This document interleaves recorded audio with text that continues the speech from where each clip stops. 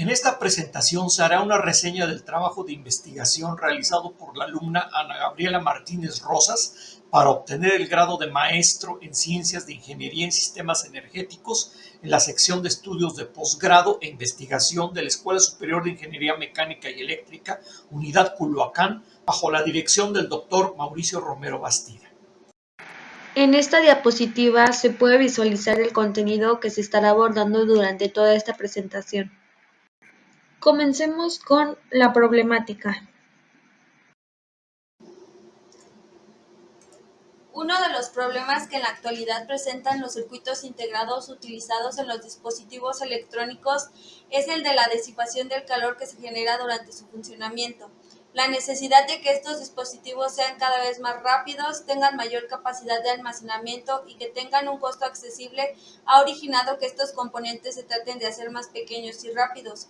Sin embargo, el hacerlo han originado que controlar el calor que generan sea cada vez más difícil. Cabe mencionar que el no poder efectuar este control de manera efectiva puede comprometer el funcionamiento y la vida útil de los dispositivos electrónicos que usan los circuitos integrados. Hasta hace poco, el expulsar el calor generado por medio de ventiladores, tal y como se muestra en la diapositiva, era suficiente para evitar los problemas ocasionados por el calor generado. Sin embargo, las granjas de servidores que en la actualidad almacenan la información de servicios tales como Google y Facebook, entre otros, ocupan el 38% de la energía que consumen en eliminar el calor generado. Este ejemplo muestra con claridad que el enfriamiento por medio de ventiladores ha quedado anticuado y es necesario buscar formas alternativas de gestionar esta inmensa cantidad de calor. Cabe mencionar, como dato adicional, que el silicio, siendo este el material con el que están construidos los circuitos integrados, es un mal conductor del calor. Por lo tanto, el buscar materiales alternativos para construir componentes electrónicos es una de las estrategias emprendidas para resolver el problema de la gestión del calor generado por los circuitos electrónicos. El estudio de nuevos materiales capaces de sustituir al silicio como componente fundamental de los circuitos integrados se le conoce como la electrónica molecular. Algunos de los materiales propuestos como sustitutos del silicio son los nanotubos de carbón y el grafeno. Ambos corresponden a estructuras especiales del carbono y tienen una alta conductividad térmica, por lo que resultan una alternativa interesante para sustituir al silicio. Los avances más significativos se han obtenido utilizando estructuras híbridas en las que una o varias moléculas orgánicas son colocadas entre contactos metálicos de tal manera que haya una conducción de electrones a través de la estructura así formada y que ésta pueda ser el componente fundamental de dispositivos electrónicos, tal y como se muestra en la última imagen.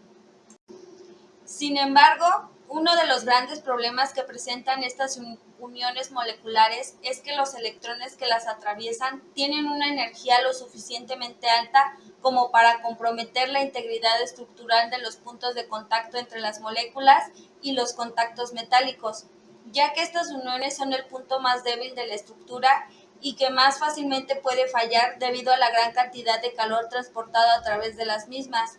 El poder disminuir el flujo de calor en estas uniones moleculares es de suma importancia para que estos dispositivos puedan ser una alternativa a los circuitos de silicio convencionales.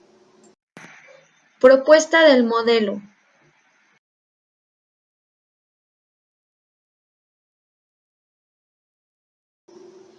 Para poder estudiar el problema ya mencionado, se han propuesto modelos simplificados de osciladores anarmónicos acoplados en los que las dos mitades del sistema están caracterizadas por parámetros diferentes, de tal manera que una mitad juegue el papel de la molécula orgánica y la otra la del contacto metálico, como en las uniones moleculares ya anteriormente descritas. Los extremos están conectados a reservorios térmicos para obtener un flujo de calor como el que la corriente electrónica provocaría en las uniones moleculares. Usando este modelo, conocido en la literatura como modelo de Frenkel-Kontorova, se determinó que si en la unión débil entre ambas se ejerce trabajo por medio de un campo externo, eléctrico, magnético, láser o de otro tipo, periódicamente modulado entre el efecto neto es la existencia de flujos de calor. que se alejan de la unión en dirección a cada uno de los reservorios en los extremos. A este efecto se le conoce como resonancia térmica. La metodología.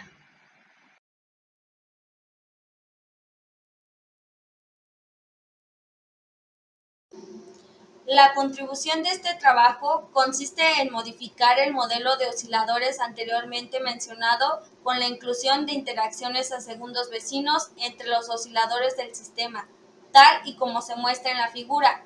La motivación para incluir este tipo de interacciones proviene del hecho de que en las uniones moleculares las interacciones entre los átomos que las componen usualmente son de largo alcance, por lo que las interacciones a segundos vecinos ofrecen una forma de estudiar el efecto de las mismas sobre el fenómeno de la resonancia térmica. A continuación, pasaremos a describir algunos parámetros con los que caracterizaremos el comportamiento del modelo.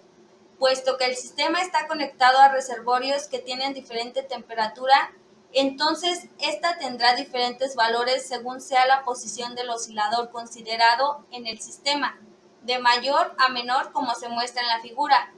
Por lo tanto, la temperatura en un sitio dado se calculará como el promedio temporal de la energía cinética del oscilador que esté en dicho sitio.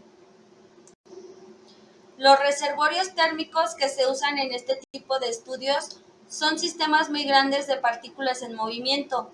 Cuando el sistema tiene una energía alta, las partículas se mueven rápido, mientras que cuando es baja, se mueven más lento. Esta fenomenología determina si el reservorio térmico tiene temperatura alta o baja respectivamente. En esta diapositiva se puede visualizar lo anteriormente descrito con respecto al movimiento de las partículas del reservorio. Aunque existen diversos modelos de reservorios térmicos, en este trabajo nos enfocaremos en los reservorios térmicos de Langevin, los cuales tienen como soporte el fenómeno del movimiento browniano, el cual no es más que la descripción matemática del movimiento aleatorio de una partícula pesada sumergida en un fluido de partículas livianas. La fuerza que experimenta la partícula pesada está compuesta de dos partes: una fuerza de fricción que representa el efecto hidrodinámico del fluido sobre la partícula browniana y una fuerza estocástica que describe el efecto microscópico de las partículas del fluido, tal y como se muestra en la ecuación mostrada en la diapositiva. Finalmente, en esta diapositiva se muestra la implementación de los reservorios térmicos de Langevin al modelo utilizado. Como se puede apreciar, los osciladores en los extremos del sistema se consideran como partículas brownianas sumergidas en los reservorios térmicos, los cuales tienen el efecto de fijar la temperatura de los osciladores con el valor de la temperatura del reservorio térmico en el que están sumergidos, modificando así sus ecuaciones de movimiento con las fuerzas ya mencionadas con anterioridad. Las ecuaciones de movimiento de los osciladores que no están sumergidos no sufren ningún cambio. Finalmente, mencionamos que el flujo de calor, el cual describe la transferencia de energía de los osciladores rápidos a los lentos, está compuesta de dos términos: uno debido a las interacciones a primeros vecinos y otro debido exclusivamente a las interacciones a segundos vecinos, cuya magnitud está modulada por el parámetro que controla la magnitud de la contribución de las interacciones a segundos vecinos. Ambos términos dependen de los desplazamientos de los osciladores involucrados. En esta diapositiva se muestra el mapa mental que describe el método computacional que hizo posible los cálculos cuyos resultados se reportan más adelante. El programa, escrito en lenguaje Fortran, utiliza como entrada los archivos config, que contienen los desplazamientos, momentos y masas de los osciladores, param.fk2kt2n, que contiene los valores de los parámetros estructurales del sistema, y runData, que contiene la información relevante sobre la simulación a realizar, tales como el número de pasos de integración y magnitud del paso de integración, entre otros. Los resultados están en un archivo que almacena la temperatura final de los osciladores y otros dos en los que están los flujos de calor locales, así como el flujo de calor total para cada mitad del sistema. Los resultados. A continuación, mostraremos los resultados del flujo de calor en ambas mitades en función de la frecuencia de forzamiento externo. Se puede ver que tanto para frecuencias muy bajas o muy altas, el flujo de calor está controlado por el gradiente de temperatura impuesto por los reservorios, pero que en un rango de frecuencias intermedias se obtiene el fenómeno de resonancia térmica, con el cual los flujos de calor están dirigidos hacia los reservorios térmicos. Para comparación, se muestran los resultados para los mismos parámetros en el caso de primeros vecinos con símbolos vacíos. Puede apreciarse que la resonancia térmica se ve disminuida por la presencia de interacciones a segundos vecinos. Los espectros de potencia obtenidos a partir de la transformada de Fourier de las series de tiempo del momento de los osciladores en la interfase entre ambas mitades proporciona información importante sobre el transporte de energía en este sistema. En la figura superior, correspondiente a una frecuencia baja en la que no hay resonancia térmica, se observa que hay un traslape de los espectros en la región de baja frecuencia, lo que indica que el flujo de calor está controlado por el gradiente de temperatura. En la figura inferior, correspondiente a la frecuencia en la que hay resonancia térmica y los flujos de calor tienen su valor máximo, puede observarse que sigue habiendo traslape y por lo tanto conducción de calor, pero la potencia de ambos espectros es mayor que la correspondiente al caso de baja frecuencia.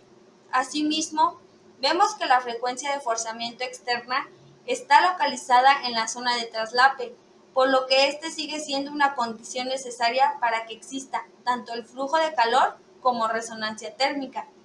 El que la potencia en la región de alta frecuencia sea mayor para el caso de segundos vecinos explica por qué la magnitud del efecto de resonancia térmica es menor para este caso.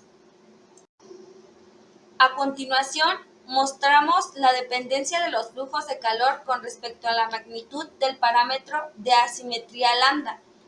Este tiene un valor muy bajo para un sistema altamente asimétrico y es igual a 1 para un sistema totalmente simétrico. A la izquierda mostramos el caso correspondiente a primeros vecinos y vemos que los flujos de calor tienen mayor magnitud para muchos valores de lambda, pero que en el caso de segundos vecinos, los valores altos para los flujos de calor están confinados a la región de alta asimetría. Los correspondientes espectros de potencia ayudan a explicar el comportamiento observado. En el caso asimétrico, ambos espectros tienen un traslape significativo en la región de baja frecuencia, por lo que el comportamiento del flujo de calor resultantes es muy similar. En el caso simétrico, solo hay una banda de frecuencia disponible, por lo que los máximos en los espectros se ven involucrados en el proceso de transferencia de calor, explicando así los dos máximos en el correspondiente diagrama de flujo de calor versus frecuencia presentado en la diapositiva anterior. En esta diapositiva mostramos la dependencia del flujo de calor con respecto a la frecuencia de forzamiento para un valor de asimetría medio y para el caso totalmente simétrico. En el primer caso, los flujos de calor tienen un comportamiento similar en ambas mitades del sistema, pero para el caso simétrico se observa que hay resonancia térmica para dos valores de frecuencia muy definidos.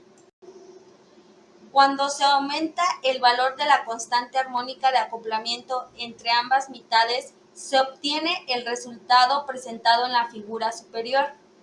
Para valores menores a 0.1 se observa un rápido incremento de la magnitud de los flujos de calor, aunque para valores mayores a 0.1 la magnitud se estabiliza alrededor de un valor promedio. En los espectros de potencia correspondientes al máximo valor considerado de la constante de acoplamiento armónica, se observa que, aunque hay traslape de los espectros de potencia, este no ocurre en la zona de traslape de las bandas de fonones, donde está localizada la frecuencia de resonancia, lo que explica que los flujos de calor ya no aumenten de valor al aumentar la magnitud del acoplamiento entre ambas mitades. Finalmente, y para obtener una mejor comprensión del problema, en esta diapositiva se muestra la evolución temporal de la energía de cada oscilador para el caso de primeros vecinos. En la parte superior se presenta el caso sin resonancia térmica, y es evidente que el transporte de energía tiene un carácter mayormente difusivo, ya que la energía se propaga de manera aleatoria del reservorio caliente al frío. Sin embargo, cuando hay resonancia térmica, se observa que, a partir de la unión, hay un flujo de calor hacia el reservorio caliente casi constante, solo intermitentemente aumentado o disminuido, mientras que el flujo hacia el reservorio frío presenta una alternancia de flujo de energía alto y bajo con una periodicidad muy marcada. Para el caso de segundos vecinos, se observa, cuando no hay resonancia térmica, un menor ritmo de transmisión de energía, aunque también de carácter mayormente difusivo. Para el caso con resonancia, se obtiene que también hay un ritmo de transmisión de energía casi constante hacia el reservorio caliente, aunque de menor magnitud que el correspondiente al caso de primeros vecinos. La mayor diferencia con respecto a este último caso lo presenta el flujo de energía hacia el reservorio frío, ya que ahora la periodicidad observada en la diapositiva anterior ya no es tan marcada, con una transmisión de energía más aleatoria en el tiempo. El estudiar a mayor profundidad estos detalles en la transmisión de energía será el tema de futuras investigaciones. Conclusiones y perspectivas. Como conclusión, en este trabajo se presentó el efecto de interacciones a segundos vecinos en el fenómeno de la resonancia térmica. Como perspectivas para trabajos futuros, consideramos ampliar este estudio explorando otros intervalos de temperatura e incorporar algunas modificaciones estructurales que pueden ser importantes para obtener un mayor control de este fenómeno, como por ejemplo modificar las masas de los osciladores. Gracias por su atención.